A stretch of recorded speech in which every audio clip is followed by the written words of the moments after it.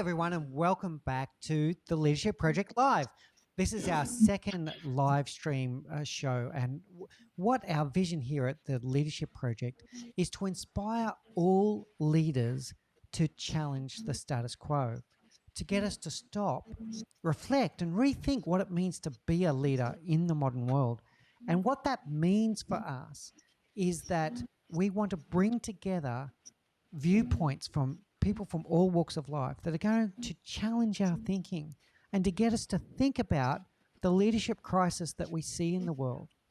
Only 16% of people in the world truly love their job and like their boss. And that means that we're all spending up to 1/3 of our life in workplaces that don't inspire us, or worse still, completely stress us out. And that is a tragedy, and we need to do something about it. So this live stream show is designed to do that. It's designed to challenge your thinking. We're going to bring thought-provoking guests every week that are going to get you to stop, reflect, and rethink. But even better still, give you the opportunity to share your opinions and to bring questions to the table for our guests to answer, for me to answer, or once again, if you've got an opinion that you want to share with the world about the topics that we discuss, we want to hear from you as well. As we get started, I'd love it if people that are joining, and we can see people are starting to join the broadcast, both in LinkedIn and in Facebook, if you're able to share with us where you're joining us from and what you're looking forward to in today's session, that would be just wonderful.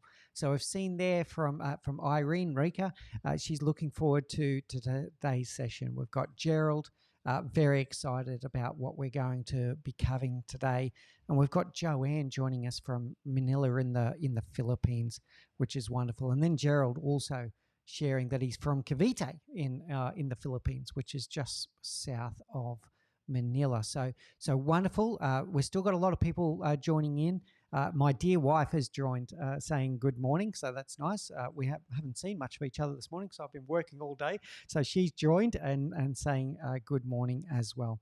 So we'll give a little bit more time for people to come in and share with us where they're from. Give them time to join into the show as we're about to get started with our guest.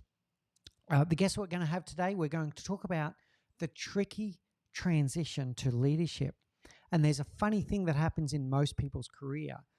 There's transitions that they make at different stages. The very first transition that they make into leadership can be a very difficult one. And then when they go into further advancements in their career, transitioning from being a leader to being in more of a senior management role, and then from senior management to try and crack into the executive ranks is another transition that they go through. As we wait for a few more people to join into the live stream, I'll share a little bit more about what we're doing here at the Leadership Project. So we have gone full-time now. We started almost exactly 12 months ago, 12 months and 1 week ago as the podcast, and we brought together amazing podcast guests that have shared their wisdom and their experience with you, our dear audience. And now we're bringing forward this live stream opportunity where you can not only listen to the podcast, but the podcast guests can come in and share more with you and hear from you, hear your opinions, and hear questions from you about things that are of interest to you about the topics that we go through. So very excited to bring you another edition of the live stream today and to give you that opportunity. We've also recently launched our flagship program, our Gateway to High Performance Leadership, and we'll mention a little bit about that at the very end of today's show. We are now taking applications for our next cohort of that program, and it's a program that really turns leadership development on its head. We use the science of how people learn. We look at how people learn collaboratively and socially so that they learn and discuss with each other. We're bringing people together from all walks of life, from around the world, to share their experiences, share different cultures, share different experiences in that learning to make it a very rich learning experience. And then we've also got our coaching services. So we provide one-on-one coaching and also group coaching services for people that are looking to sharpen the saw and take their leadership to the next level. And finally, we have our workshops that we do for businesses that are out there that are looking to form or reform high-performance teams. We do workshops that enable you to do so. Okay, without any further ado, I'm going to introduce our guests for today. So Alena Sviderskaia was our podcast guest in episode 44. And I hope that many of you have caught that episode. It was absolutely wonderful. Alena shared so many insights with us, so much wisdom and so much experience. It was really an enriching experience for all of us to listen to Alena. And she's agreed to join with us today so that we can have that opportunity for live Q&A, that ability for you to ask your questions and to share your opinions. Alena is a passionate leadership coach, speaker, and facilitator.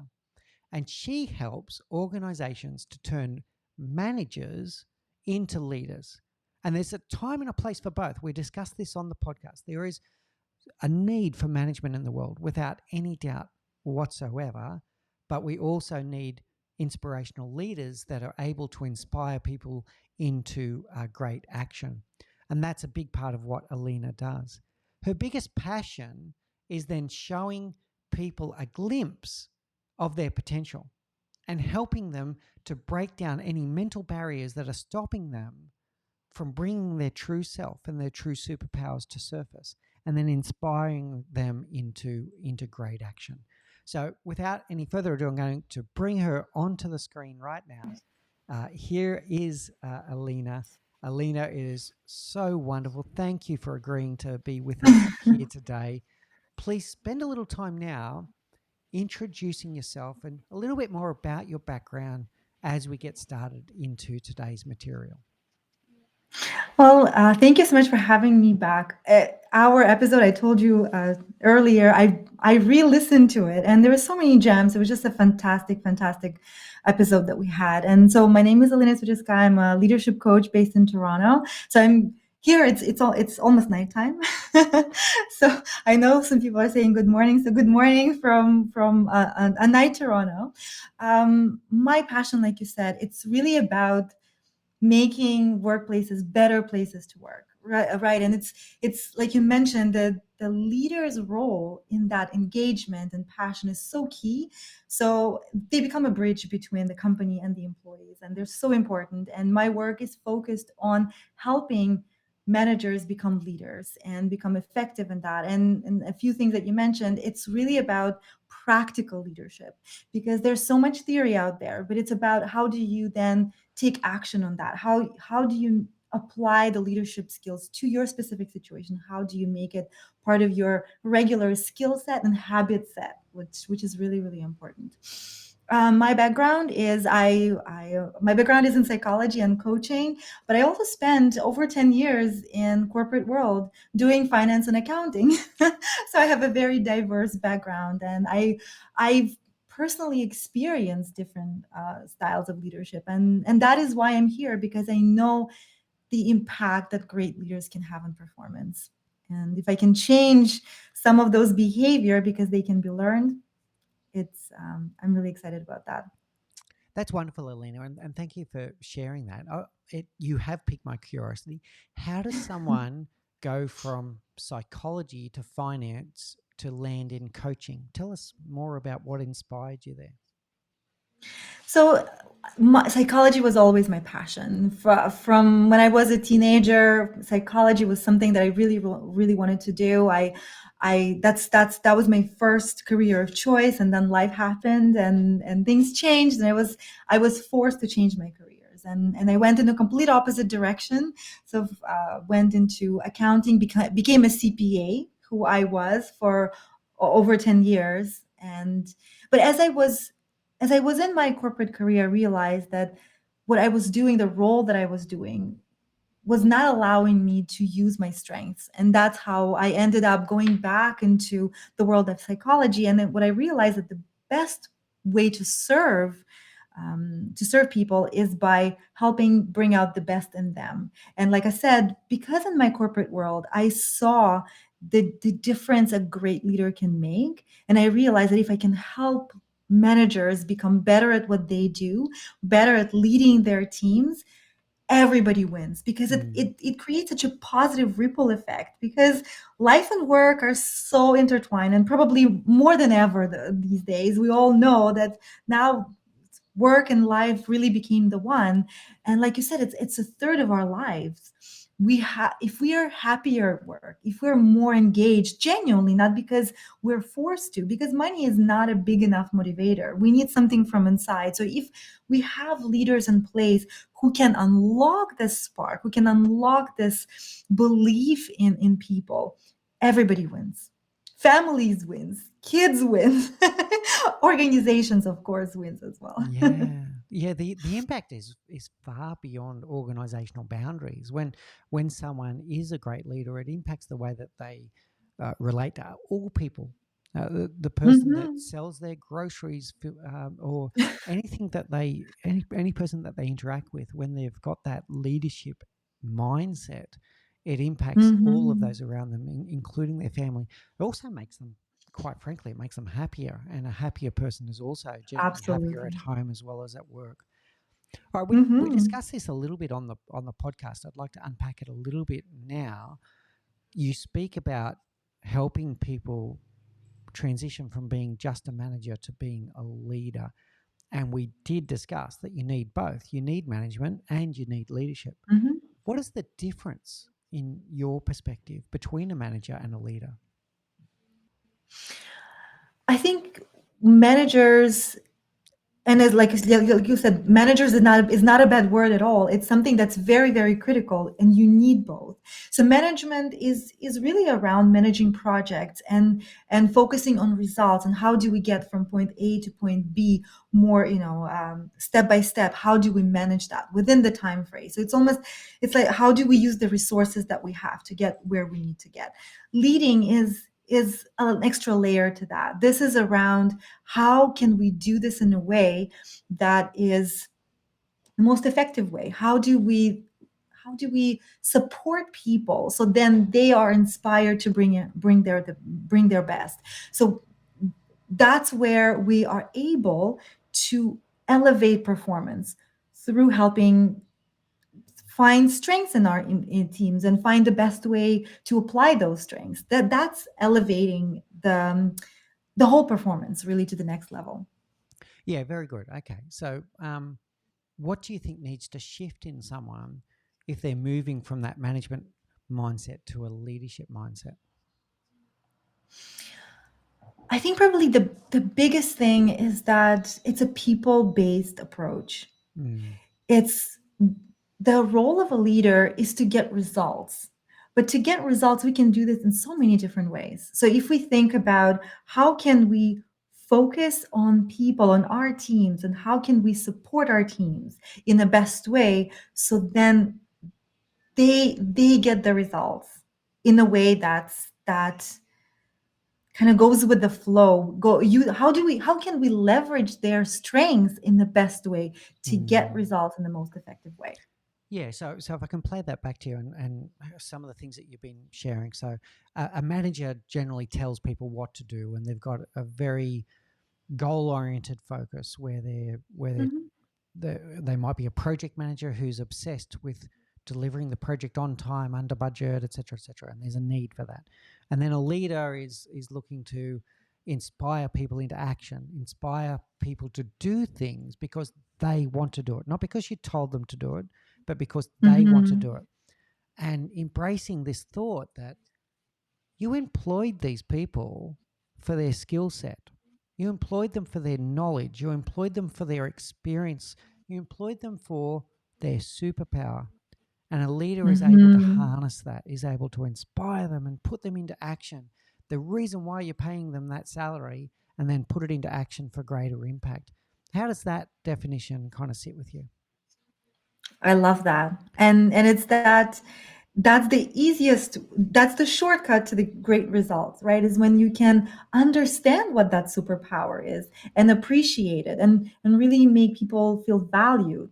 That's just, it's magic happens. Yeah, brilliant. Okay, well, thank you, Alena. Just for the audience at home, don't forget that if you want to ask a question, please do put it into the chat. Be greatly appreciated if you put the letter Q there, so I can see that it was a question.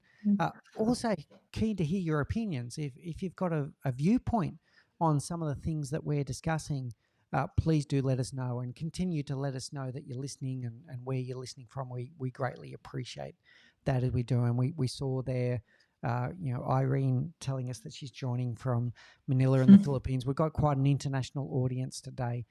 Very good to see you all. Okay, so the next thing I want to talk about is the transition. So that was the topic of today, was the tricky transition to leadership. And this is almost a universal truth. Something happens in most people's career at some point. They get tapped on the shoulder and told, you're a leader now. And they go through what I'm going to call a roller coaster of emotions. They have these euphoric highs of, wow, I've finally been recognized Mhm. for all of the great work that I have been doing, for my skill, for my prowess, etc., etc., through to a thud of anxiety when they realize that no one has really shown them what it means to be a leader, and they're not really sure what to do. Why do you think this happens? Well, first of all, I love the emotions that you described, because like we were talking about in the episode that we did together, is leadership position is oftentimes is a reward for something, right? And like you said, that excitement is around, I'm being recognized, I did something that I'm now being put in the leadership position.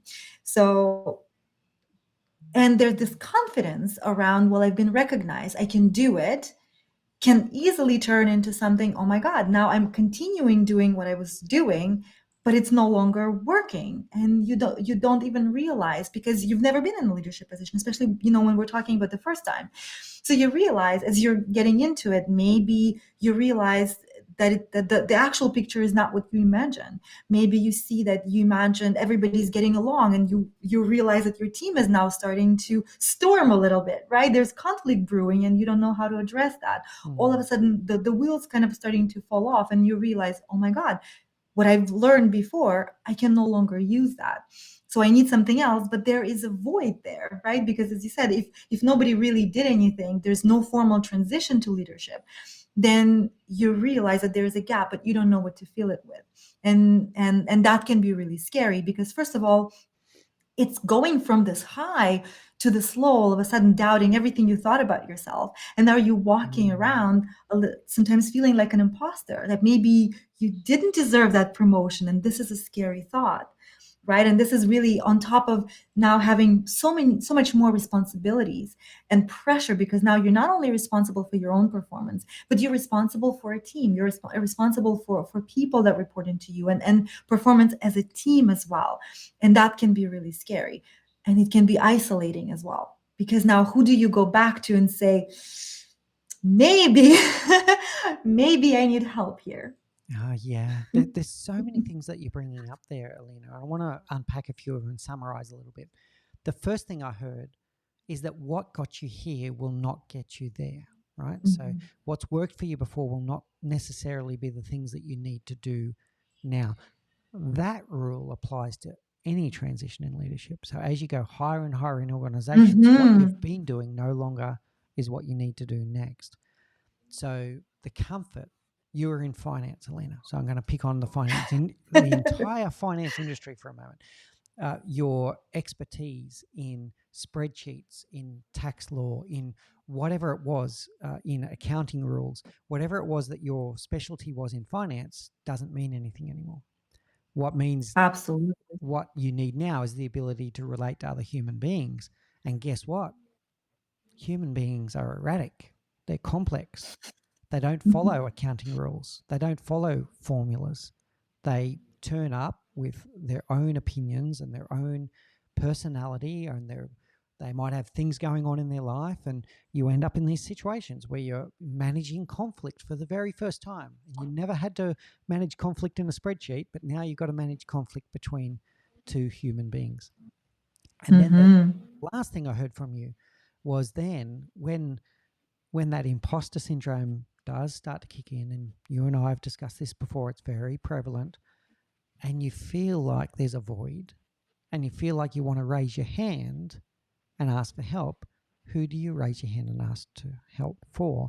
And the feeling that you can't ask for help because it might be some kind of sign of weakness, that you might be making some kind of negative thought about why you got the job in the first place. That were the three Mm-hmm. things I heard there. What's your reflections there? Absolutely. And that is the scary thing, is really thinking, well, I got promoted, and that sign of weakness of saying I need help is, I what I find very interesting is that leaders oftentimes have very different expectations from themselves versus the expectations they have of their team. So for example, just recently I had a group of leaders I was talking to, and they were talking about that feeling of completely drowning and really feeling isolated and not getting help. And they're so afraid to make any missteps, any little mistakes. They're terrified of that.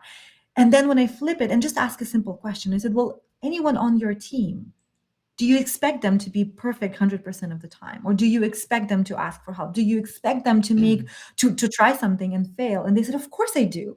This is normal, right? And when the moment you shifted and you have a conversation from a different position and saying, well, your team, how do you feel about them making mistakes and asking for help? And they're perfectly comfortable with that. And then I said, well, now wait a second, but why are your expectations so different from yourself, where you feel like you cannot make a mistake, you cannot ask for help? And when they realize is that the leader is leading through their actions. So when someone is afraid to admit any mistakes, when they're afraid to ask for help, they're communicating that to their team. They Mm. make it, their behavior says, you cannot make mistakes, you Yeah. cannot ask for help because I don't allow it to myself. So there is that extra responsibility that comes with being a leader, because now you're not just responsible for your behavior, you're responsible for your team, and your leadership comes through your actions. And we have to be very careful of how we treat ourselves and Mm. how we behave, and the habits that we develop, because this is leadership. Yeah.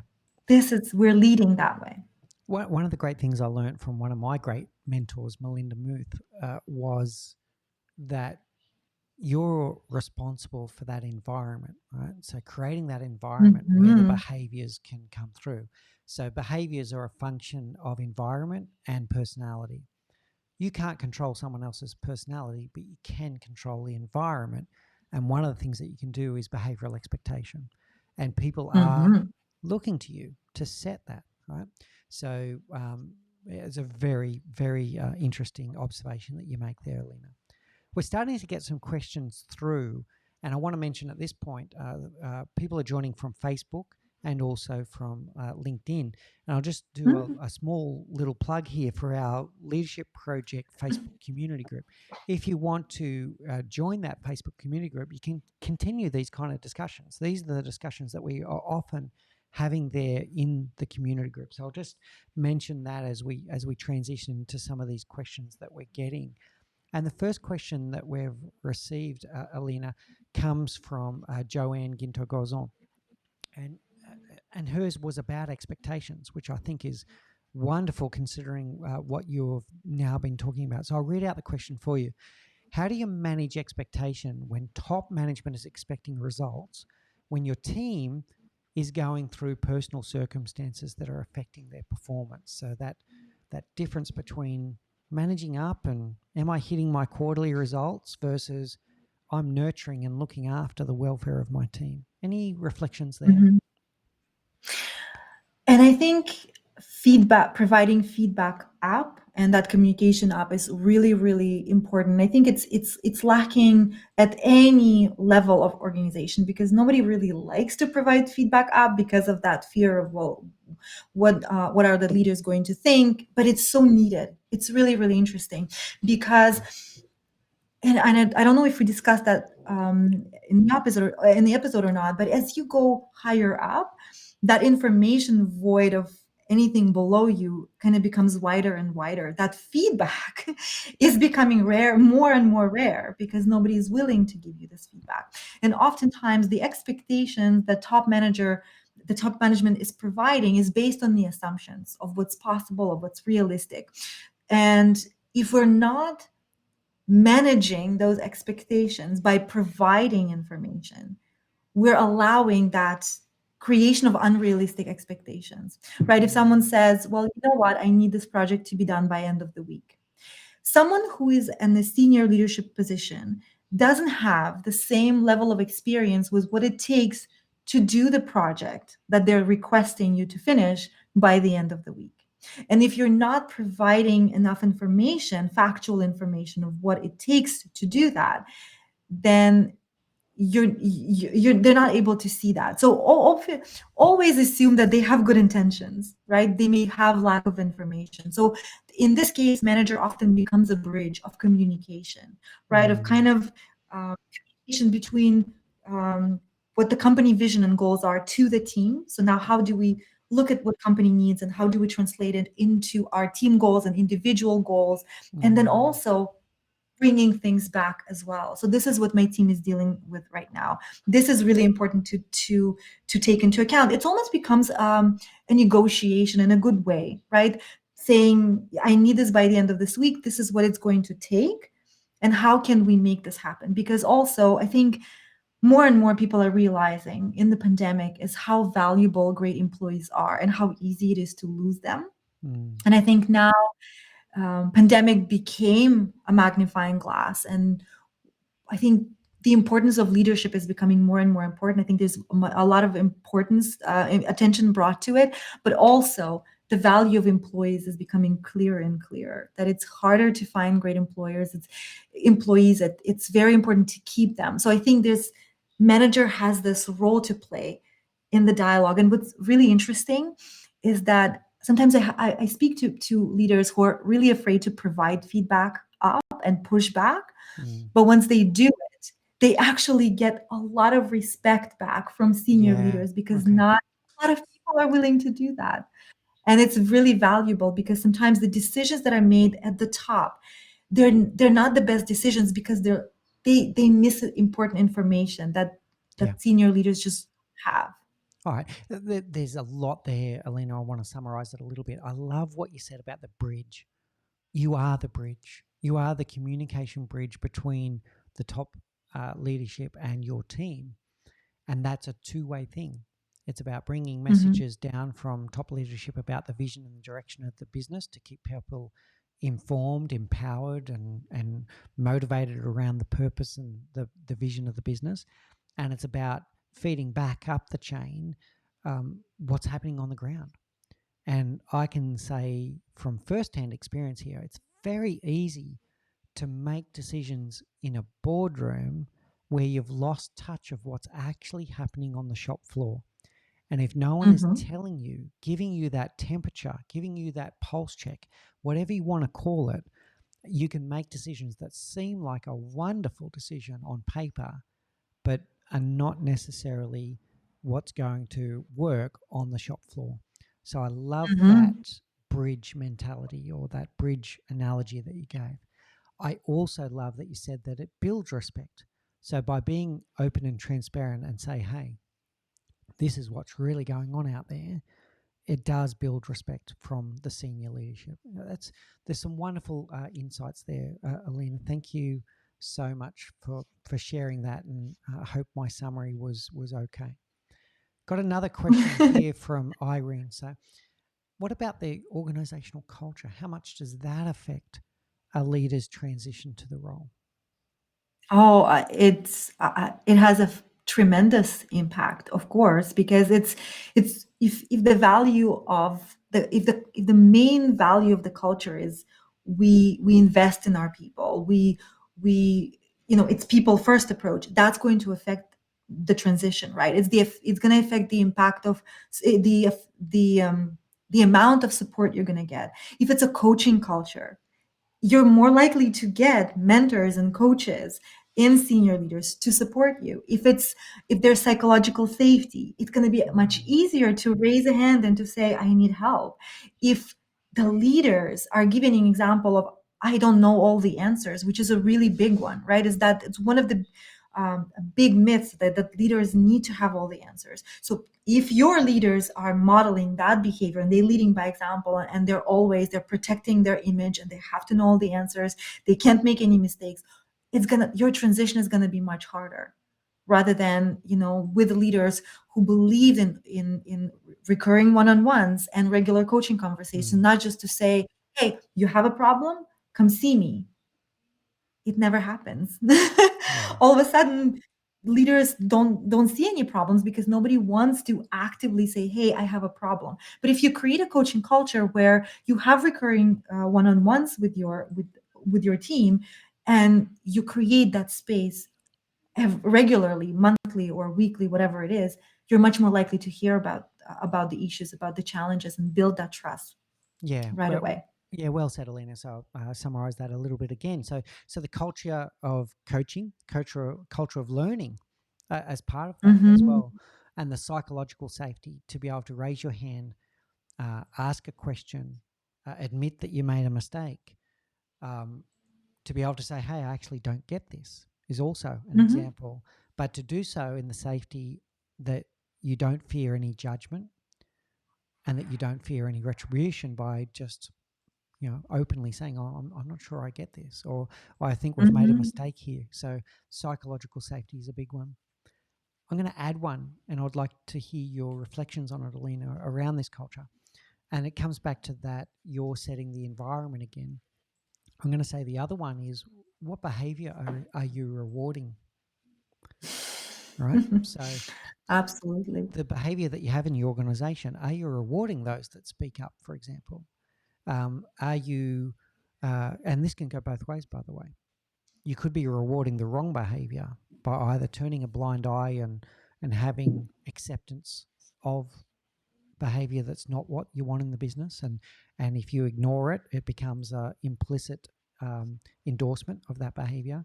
Or it could be Mhm. that you really are rewarding the wrong behaviors, as in people get promoted because of the way that they've worked, and really it's not the culture that you want. So I'd say the other one is, what is the rewarding culture? So coaching culture, learning culture, Absolutely. psychological safety, and what behavior are you rewarding? And if you're rewarding openness and transparency, great. If you're knocking people on the head that speak up and say, "Hey, I think we've got a problem," then that's not good. What's your thoughts on the environment and that this concept of what are you rewarding? It's very interesting. The environment concept is really interesting. I was reading a book, Atomic Habits, recently. It's one of my favorite books. And I love the part about environment because it says we all think that we have free will, which we do to an extent, but we make different decisions in different environments. The same people, it's like, when I'm trying to eat healthy, but if my kitchen is full of cookies and chocolate, I guarantee you I guarantee you I'll find a way to get that cookie, and I'm not going to eat healthy. So it's when we create that environment, we're really amplifying the decisions that are made, where it's almost becomes like a narrower focus, fewer choices, so to speak, right? Like you said, if we are rewarding um, gossiping, right? If leaders are talking behind people's back and they're excited about that, I was a witness to this experience. So it builds into into this culture, right? So it rewards the wrong behavior, and what we get rewarded, we repeat that. So Mm, it's which behavior do you want to have as part of your culture, and then rewarding that, or creating consequences for the wrong behavior, right? So it's how do we regulate that, and the reward and punishment mechanism really guide the culture. yeah. Well done, Elena. And of course, the word punishment. within reason, right? But it's about The consequences. consequences is better than punishment, I think. So Yeah, it's about not being implicitly endorsing the wrong behavior. You got to address the wrong behavior if absolutely. it's genuinely wrong. Okay, very good. And Mhm. thank you, Irene, for that question. I hope that does answer your question, and thank you for posting it to us. People in the audience, if you've got any other questions, please do make sure that you're posting them in the group. We're going to move to one now from Juliana. And Juliana, dear friend of mine, wonderful HR professional. I think you two would get along famously, by the way. The two of you should meet. Juliana is We need to asking connect. about imposter syndrome, and I know that you've done a lot of work here. And I'm going to paraphrase her question a little bit here and say that, she's talking about when you have had that tap on the shoulder, where someone else has seen something in you where you have kind of got some kind of superpower. And in fact, I'm going to come to your statement that you use, Alena, about helping people to get a glimpse of their full potential is one of the words that you use, right? So someone has seen Mhm. something in you, but you haven't quite seen it yourself. And you're getting into this environment where you might be asked to speak at an event or at a meeting or put into a leadership role, but you haven't self-recognized that superpower yet. Any advice there? And I hope, Juliana, I've paraphrased your question well. But any advice you got there, Alena? And this is really interesting because it really does go hand in hand with transitioning to leadership, right? Because an example that I mentioned last time is that when I do an anonymous poll in a group of leaders, I'm listing the symptoms of imposter syndrome, and I asked if they have experienced them at some point, and usually 80 to 90% of people say yes. Because it's anonymous, they feel they feel more free to admit that.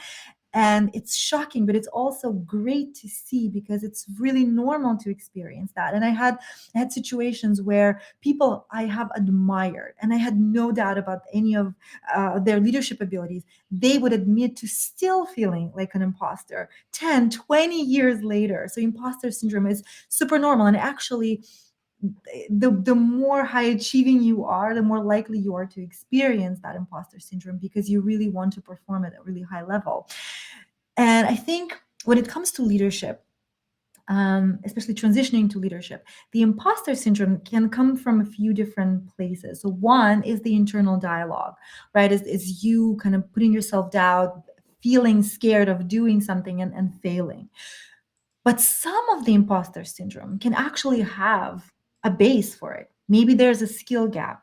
So I think it's when you are feeling some of the feeling, like you're feeling like an imposter, I think it's really important to stop and ask yourself, where is this feeling coming from?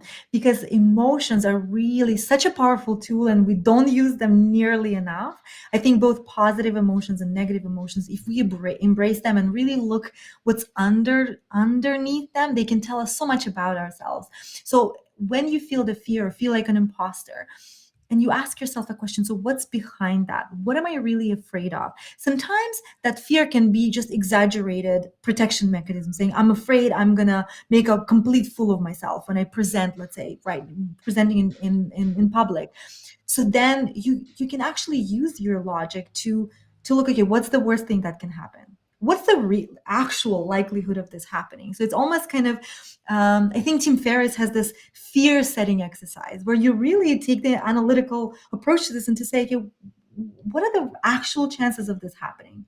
That I'm going to make complete fool of myself in front of all those people. Well, it's not likely. Okay, so what is the impact of this long term? 5 years from now, like if I have a bad presentation and I go and I do make fool of myself, I forget something or I'm not performing at my best. What is the impact of this 5 years down the line? So it's kind of then using the logic to work at the internal dialogue. However, if the fear of, well, I don't know how to do this or I don't have the skill set, well, then it becomes an action plan. So what can I do? What support can I get? What kind of, how do I feel this gap? So it's almost kind of, is it within my control or is it outside of my control? And if it's outside of my control, if I'm worried about something that I'm imagining and it's an imaginary scenario, it's a slightly different approach. Does that make sense?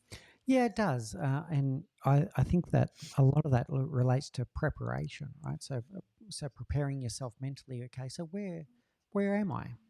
Where am I? And where is this Mm-hmm. feeling coming from? And what can I do to fill the gap? Do I need to talk to someone? Do I need to process this a little bit more? Your thoughts on that? And yeah, and I actually wanted to add one thing. It's also, it closely relates to the expectations Mm, of what we because failure and success are really based on what we're expecting the result to be, right? So it's asking yourself, so what expectations am I setting for myself, mm, if of this being a success? And I'll tell you a personal story. When I first moved to Toronto, 4 years at this point, I was new to the city, so I really wanted to get to know people, and I started going to networking events. And small talk is really not something that I enjoy or I'm really good at. I like deep conversations, really focused conversations, but small talk, not so much. So I remember going to my first networking events and feeling completely like, oh my God, I felt awkward. I didn't know what to say, how to approach people. And I remember leaving some of those networking events feeling like, oh my God, I don't know why I'm doing this. And then I started asking myself, so how can I set myself up for success? What can be the goal of that networking event that I feel great after going, mm, coming home after? And I started setting a goal of, if I can connect to one person on a deeper level, if I can ask them something about what they're passionate about or what they love about their work or anything, if I can speak to one person, then I'm set. Like that's going to be my success. mm. And what do you know? Right after that, all of a sudden, I started having way more conversations. I was Right. able to relax because I set myself for success. So it's also, when we're talking about imposter syndrome, I think it's also important to ask, what are the expectations and the criteria of success we're setting for ourselves inside, internally? Mm. Yeah, good. Uh, I want to add a few more at Alena and see where we go with this. And I'll be open here. I feel um, a little bit out of my depth on this one, only because I've never experienced imposter syndrome. There's probably a whole heap of people that have just shut off and gone, "Wow, who is this person?" But I've never done it. But I know it exists, and I know it's very real. Right? A few things that I think of, and the first one is quite difficult, and that is to think about some second and third loop thinking. So, first loop thinking is when you see the world through your own eyes. Mm, Second loop thinking is where you start seeing the world through other people's eyes. How do they see you? Not how do you see you? How do they see you? And what is it that they're recognizing there? And third loop thinking is almost like a helicopter view, which is where you're seeing the whole situation around you and your interactions with other human beings. So when someone is telling you that you've got some kind of superpower or strength, take some time to stop and process that. And what are they seeing? What are they seeing? What are they hearing? What is it about me that they've recognized? And you might see something quite magical. The next part I would encourage people to do is to think about, how have I helped other human beings today, this week, this month? How have I helped other human beings? And what was important about that? And if I stopped doing it, what would have happened? What would have been the impact? If I did more of it, what would be the impact? And you're starting to then see your value when you see the value that you bring to other human beings. And that can be very validating. Because one thing that's, I think, very normal is that common knowledge is not so common, and common knowledge is not common practice. So not at things all. that you do every day that come naturally to you may not be natural to other people. So things that are second nature to you, you don't even think twice about it, and you don't understand why other people are making a big deal of it. It's because it's a gift. Everyone has got a gift. Everyone's got a superpower. There's something that you're good at that comes naturally to you that you think is just, well, that's what everyone does. But it's not what everyone does. That's your gift. That's your Mhm. superpower. And the third part about that is about humility. Humility is a wonderful thing, right? So don't get me wrong on this one. But sometimes maybe we're a bit too humble. I've, I don't think you need to be humble with your superpowers and what you're good at. So knowing what you're good at and then owning it and telling people about it, that is fine. Where humility comes in is the ability to say, you know what, but I'm actually, this is my kryptonite, this is my weakness, or I made a mistake, or showing your human side. Humility is important, but I think maybe there's too much emphasis on humility sometimes, and it means that people don't get out there and say, you know what, I'm really good at this. I'm really good at public speaking, or I'm really good at asking questions, or I'm really good at problem solving and owning it, because we live in a society that asks people to be humble all the time, and maybe we shouldn't. What's your reflection on that? There's so many things that you said there that are really interesting. So first, the second and third loop, I really enjoyed that because self-awareness, we're really bad at that. So actually, other people are much better judges of our abilities than we are ourselves because we're just built this way. We see other people in many dimensions. We don't see ourselves. Even we don't even see our behavior. We're not a good judge of our abilities. So we listening to other people and trusting them that what they see is true, especially when it's consistent, right? When you hear this all the time, you're great at this, you're great at this from different people that you respect, it's a really good chance that you are fantastic at this and really embracing and owning this. It's great. And another thing is I wanted to add is that that is why feedback that is high quality feedback is so important, not just constructive feedback, which is, yes, of course it is important, but positive impact that it's also very detailed, and feedback where you say not just, hey, you did a great job, but saying, I really, you did this well, specifically this is what you did really really well, and Yeah, this is the impact it had on others, and this is how this helped us. So that positive feedback, that's why it's so important, because it builds very specific knowledge, like almost database about yourself and your strengths. So it's equally as important as providing high quality constructive feedback. I love that, Alena. So being specific enables people to really learn from what was that about that.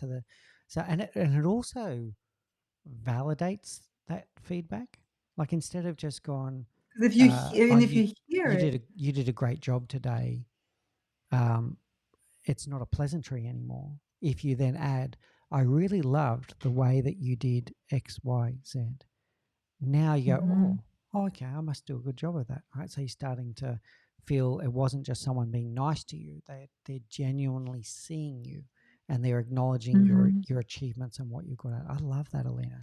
So for those out there that are giving feedback, whether it's constructive or positive, add the specific thing that they did that you enjoyed or didn't enjoy.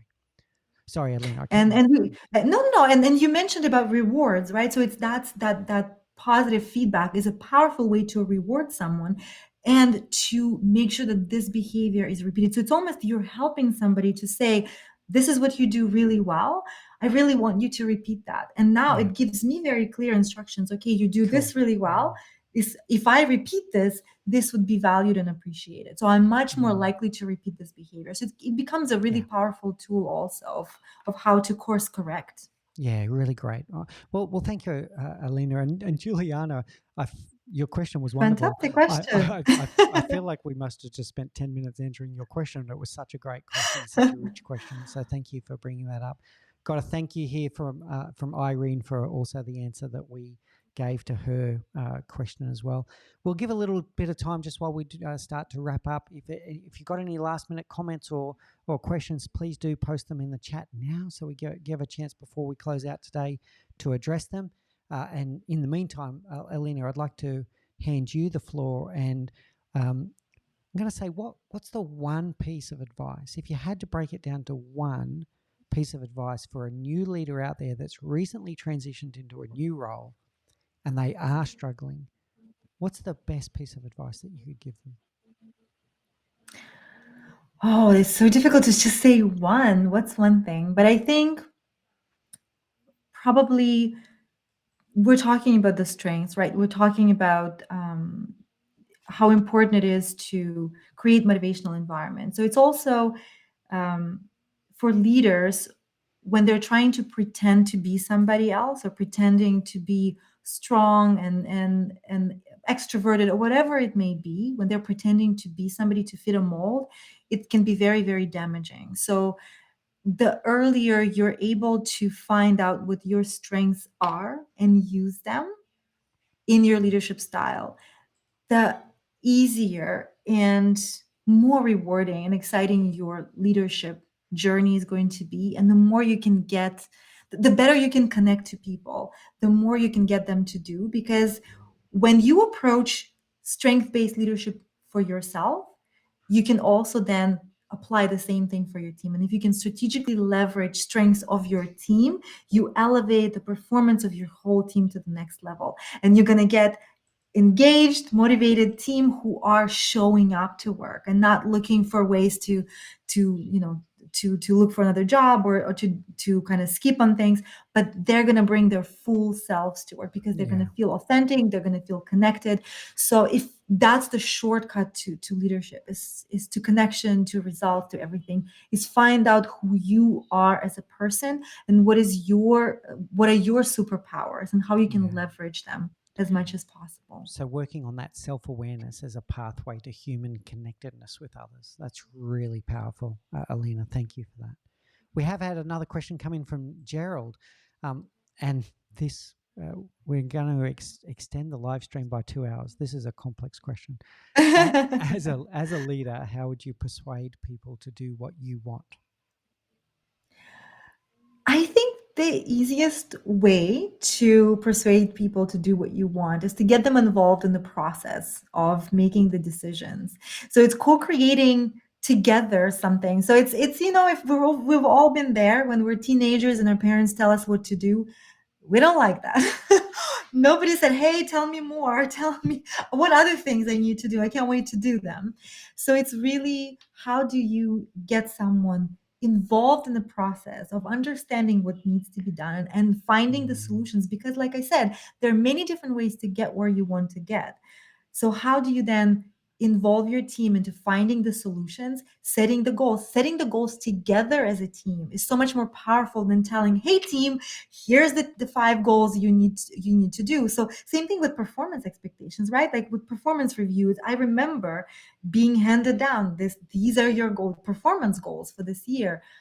Nobody asked me, what do you think your performance goals should be? So if I'm involved in the Yeah. process, well, I'm much more likely engaged.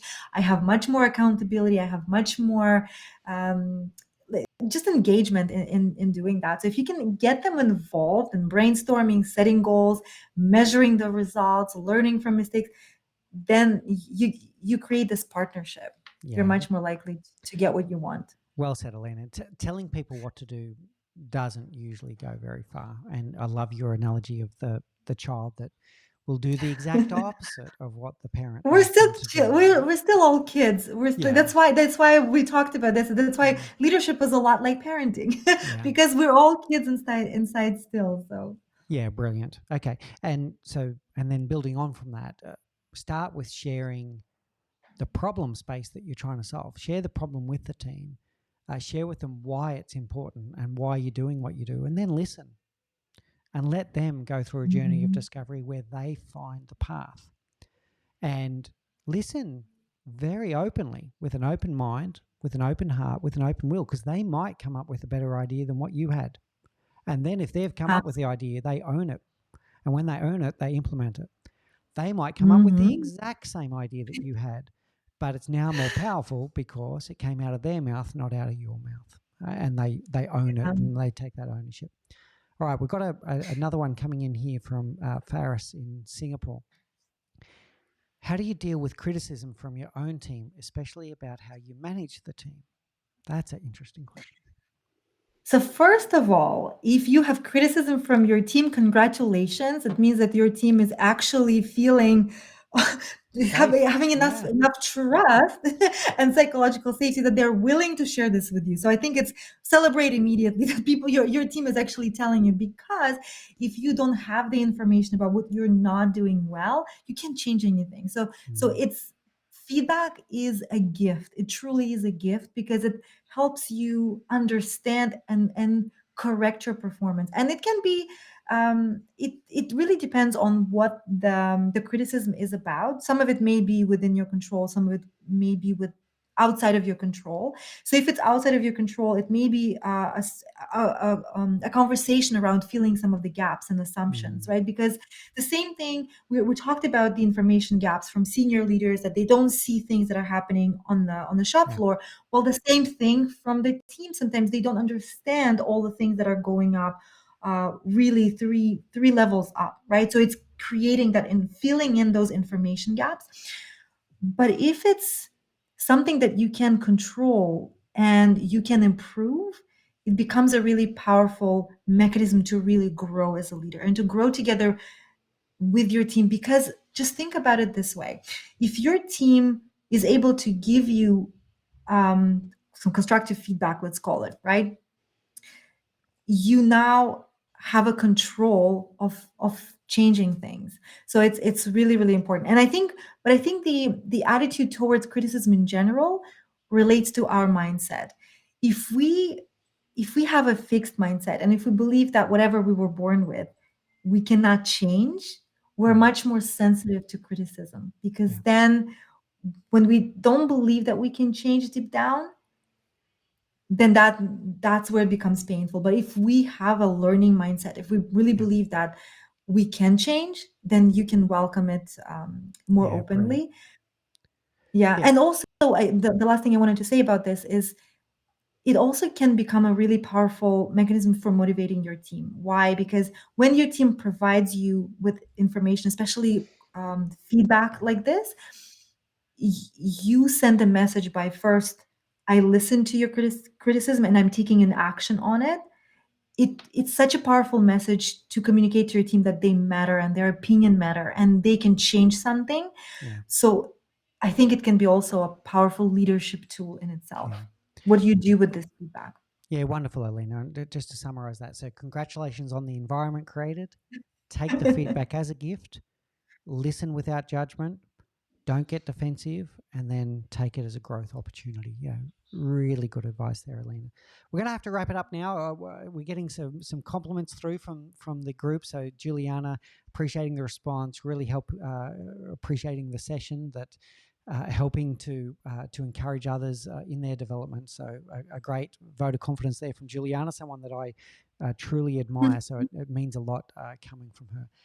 Alena, I really want to thank you so much for joining us today, sharing your wisdom with us. It's been absolutely amazing. Thank you so much for answering the questions from the audience. For those that have not seen it yet, there is the podcast episode where Alena joined us, was episode 44. If you haven't caught the Leadership Project podcast, please do. Alena goes into even more depth on that interview about some of the concepts that we've discussed today. So please do catch that as well. Continue to get some feedback here, Faris. Yeah, great insight. Truly appreciate the answer that we gave there as well. So thank you so much, Alena. Really love this. Thank you so much for joining us today. So Oh, thank you so much for having me, and thank you so much for wonderful questions. I mean, they're really wonderful. brilliant. Thank Okay. you. All right. Thank you, Alena. Just a few advertisements as we close out. So, my new book, You're a Leader, Now What, which talks a lot about those transitions, will be coming out next month. You can also go to www.mixbeers.com and download your free self-reflection journal, which allows you to develop that learning mindset so that you can continue to develop as a leader. We also have our flagship course. We're taking applications right now for our next cohort. So if you'd want to come on a transformative learning experience where you learn what it really takes to be a leader in a modern world, using modern techniques of how people learn to be able to share that, please do so. As we